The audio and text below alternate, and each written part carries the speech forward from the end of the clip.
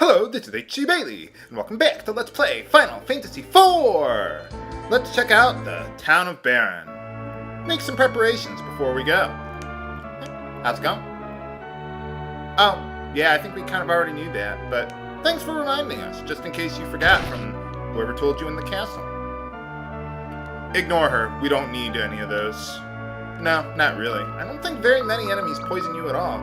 They got some status curing items and stuff here, but nothing that I'm really concerned about. The game really does a good job of giving you items that you find along the way, like over here. Yeah, you can find treasure and pots. Let's see, I think there's one over here.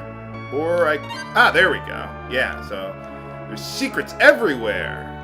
Or however the Zelda quote goes. Hey, get back here. Man, the people in this game are fast. What do you mean by that? I just gotta look intimidating for the enemy. But anyway, you examine those crossed swords there, you can get over here. Get access to their treasure. I'm just gonna loot the storage room of your inn. Thanks a lot. Oh, well, good for you. They seem a little afraid of me. See, now, this is one thing that I really like about this version of the game, where everything is so clear and translated. I don't know if they're translated perfectly, but what people are trying to say comes across clearly. Like that one line there with him saying, "I can't take your money." Like some other translations are rather unclear about that. Like one of them says, like, "Oh, your money's no good here," or another translation, the guy seems like he's afraid of me or something. But here, it's clear. It's like a cop stopping off at a gas station or a convenience store or something. You know, they give him free drinks on their patrol or something like that. So, oh, you're his daughter? Oh, well, yeah, he is pretty old. I think he's like in his 50s or something. Oh, really? What's wrong with him? And they got little bookshelves and things that you can examine here. Ha ha.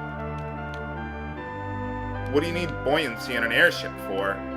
Well, I guess if you want to land it on water, but they did that in Final Fantasy III, didn't they? Remember this for later viewers. You could land your airship in the water in Final Fantasy III, right? I forget, it's been so many years since I've played that game. Now, if you're playing the Super Nintendo version of the game, oh, this is Rose's house, by the way. There's, I think, an item in the shelf here, and I think there might be one in this pot here, I forget. But in this version of the game and the Game Boy Advance version, they cut them out for some reason. I don't know why.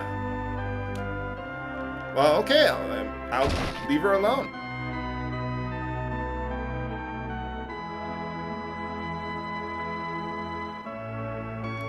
Oh, well, thanks a lot.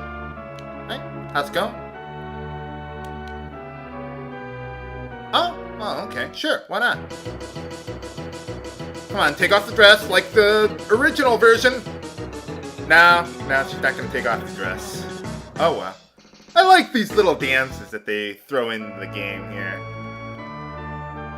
But anyway, if you go down here, you can find some more hidden treasure. Yeah, the way you can tell where the treasure is when you're walking around somewhere, like in the water or in some brush. If you hit a spot where you can't walk over it, there's probably a treasure there that you just can't see it. So, oh yeah, there was that locked door over there. And we can't get into the equipment shop, so we've got all the equipment that we need. Like, let's take a look. I mean, we got your iron equipment and your dark equipment. If these guys were midgets, they'd be dark iron dwarves, huh? But anyway, let's grab some more treasure while we're here. And one more for good measure. There we go. And let's sort all that stuff because I'm really OCD like that. Okay, well, there we go. Let's go check out the battlefield. How's my battle speed? Yeah, that should be pretty good. Okay, so one thing I'm going to do in this LP is I'm going to go for 100% Bestiary completion, and there's a particular 2 enemies that I want to meet up with while I'm in the area. So I'm just going to walk around for a little while until I find them. So, get into random encounters like any other JRPG. Where did the encounter rate go? This game has a relatively high encounter rate.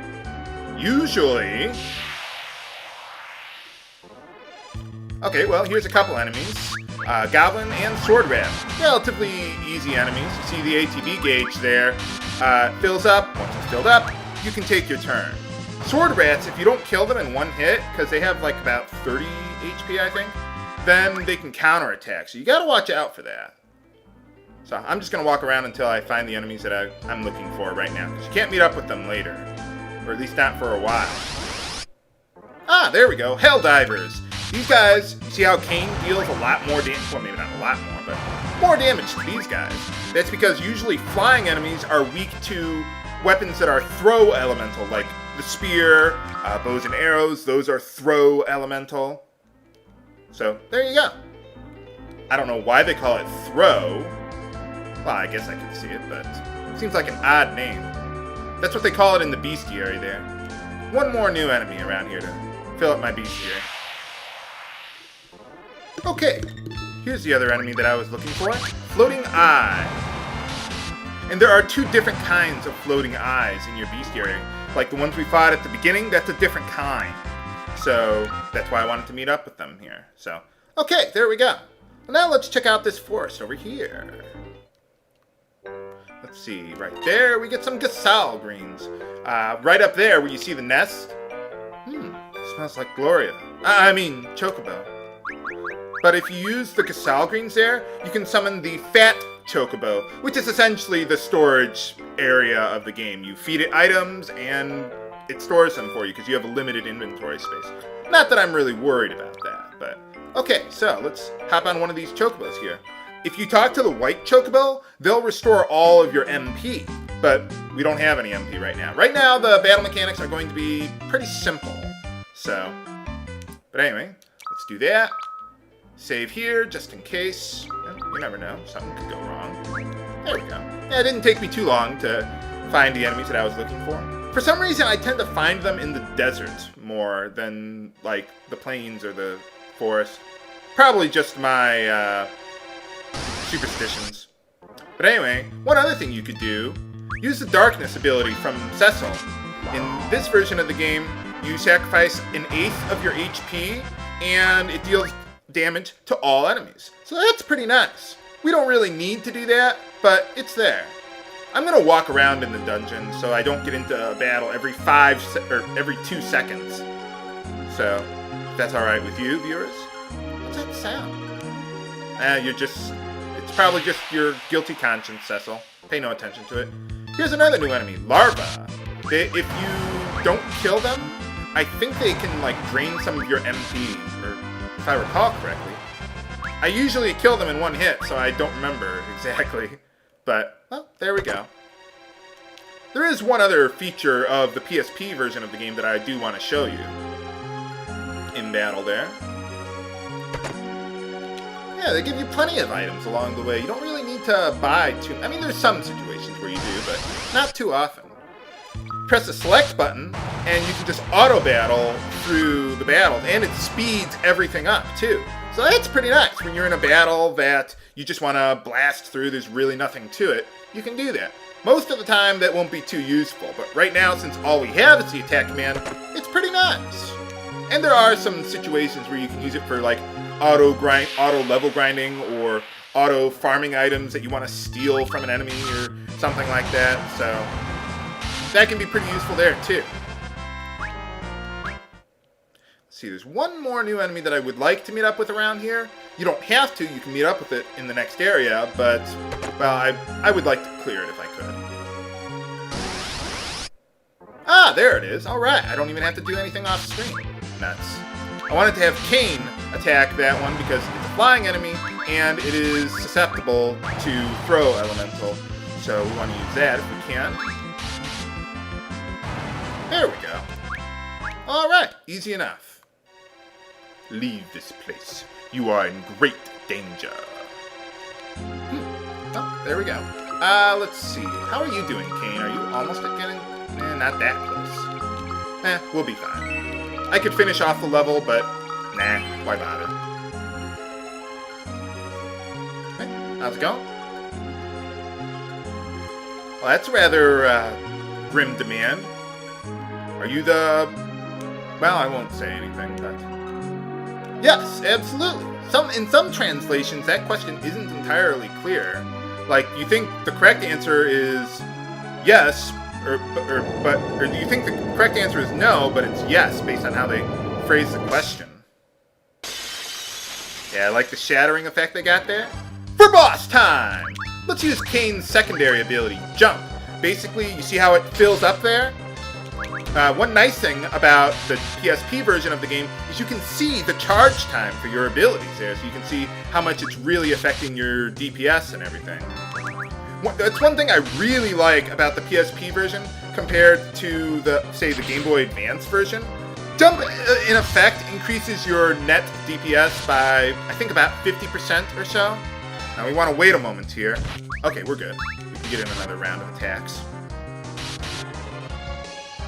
But the thing is that the way they introduced the ATB... Oh yeah, you see it's turning into mist. Do not attack it. Do not. You want to wait for it. But yeah, the way they introduced the ATB in the Game Boy Advance version, Kane's jump was almost useless. It was so slow. You could never... It wouldn't increase your DPS at all. So it would be slower than just attacking normally. So it's like, why bother? Here, I think they tweaked the ATB a bit, so that way certain things like charge times and things like that would make jump more useful. And there's some other things later in the game where they made tweaks like that I really like how they tweaked the ATB there. All right, got it. Well, that was pretty easy for the Eidolon beast. The king seems to keep on giving me all these relatively easy tasks, but, well, there we go. Well, let's check out our Bestiary now, just to give you an update. I'm going to update you periodically on how far you should be along the way. You should have 1 through 6, number 8, number 40, that was the zoo that we fought at the beginning there, and if you go all the way to the end, we got the Mist Dragon there, so there we go. I think we're all set and ready to go there. But can Cecil get his old job back? Will he shake up the love shack with Rosa? And what about Kane? Find out next time on Let's Play Final Fantasy IV! This is H.C. Bailey, signing off. Have a good day.